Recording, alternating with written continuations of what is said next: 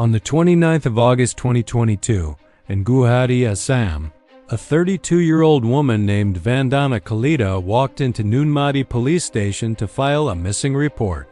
She claimed that her husband, Amarjyoti Dey, and her mother-in-law, Shankari Dey, had been missing since the 26th of July, and she had been unable to contact either of them. Unfortunately, the police initially conducted only a superficial investigation and found no solid leads. 4 days before filing the complaint, on the 25th of August, Vandana had also approached Amarjyoti Dey, Shankari's nephew and Amarjyoti's cousin, asking for help. Surprisingly, despite hearing such alarming news, his response was unusually neutral, almost indifferent. Time passed, but there was still no trace of Amarjyoti or Shankari. No serious search efforts were visible apart from Vandana repeatedly approaching the police. On the 30th of October 2022, nearly 2 months later, Nirmalya visited Shankari's apartment in the Jogamaya apartment complex in the Tiniali locality of Guwahati. Neighbors informed him that Shankari had already shifted to Naranji to live with her son Amarjyoti and daughter-in-law Vandana. When Nirmalya went to the Amaravati apartments in Naranji, just 6 kilometers away, neighbors there told him they had not seen Shankari in days either. Even then, he did not press the matter further. Finally, on the 21st of November 2022, almost 3 months after Vandana's complaint, Nirmalya also filed a missing report at Nunnmati police station. Shankari Dey, aged 62, was a retired employee of Assam Power Distribution Company Limited. She owned 5 flats in Guwahati, in Nunnmati and Chanmari that were rented out, and also co-owned land in the Lal Ganesh area. With her pension and rental income, she was financially well off. Both Vandana and Nirmalya suggested to the police that the two might have been kidnapped for money. However, since no ransom demand was made, police did not pursue the kidnapping angle seriously. Later, Nirmalya discovered that Vandana had been collecting rent from Shankari's properties and had even rented out 1 flat to 3 new tenants. When informed, police did not find it suspicious since she was the daughter-in-law. Meanwhile, Vandana kept pressuring the police for progress, even filing a complaint at the Commissioner's office on the 14th of February 2023. The same day, Nirmalya approached the Criminal Investigation Department due to lack of progress. A special investigation team was formed under Deputy Commissioner of Police Kalyan Pathak. When police began fresh interrogations, they noticed inconsistencies in Vandana's statements. Suspicion grew stronger when bank records revealed that she had withdrawn approximately 5 lakh using Shankari's ATM card. On the 17th of February 2023, Vandana was called in again for questioning. After 2 days of sustained interrogation, she finally broke down. She confessed. Both her husband Amarjyoti and her mother-in-law Shankari were dead, and she had murdered them with the help of 2 associates, Danji Deka, her boyfriend, and Arup Deka.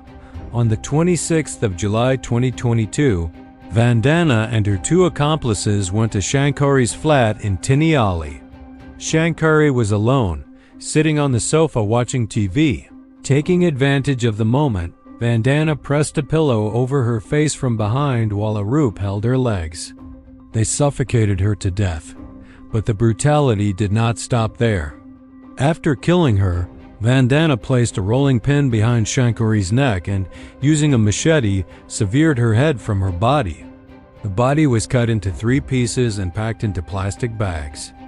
Vandana cleaned the blood while Danji stood guard outside. At 3 a.m. the next morning, the trio drove toward Meghalaya. Around 10 a.m., they dumped the body parts in a valley.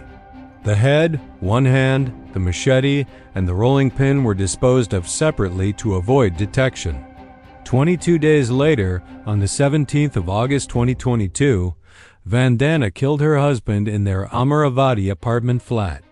She struck him from behind with an iron rod, killing him instantly.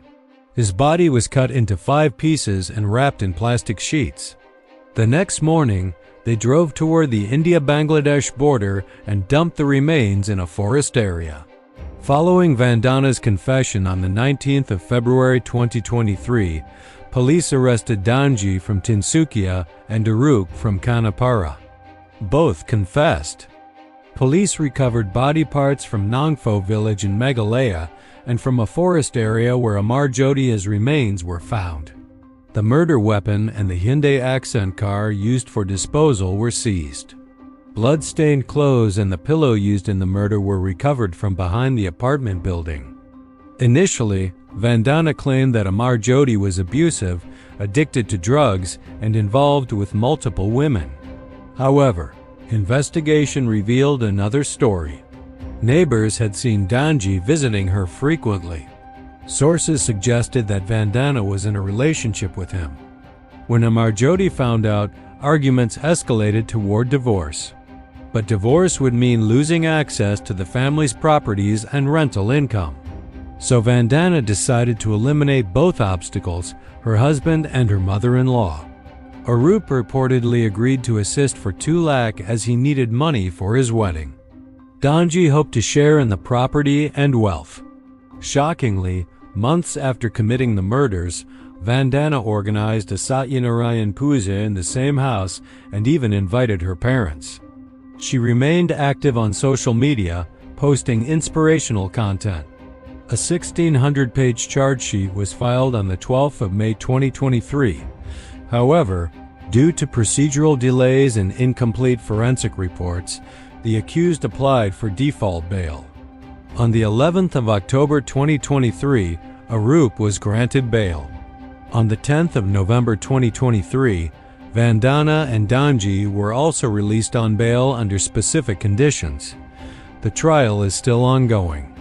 Over 40 hearings have taken place, but no final judgment has been delivered yet.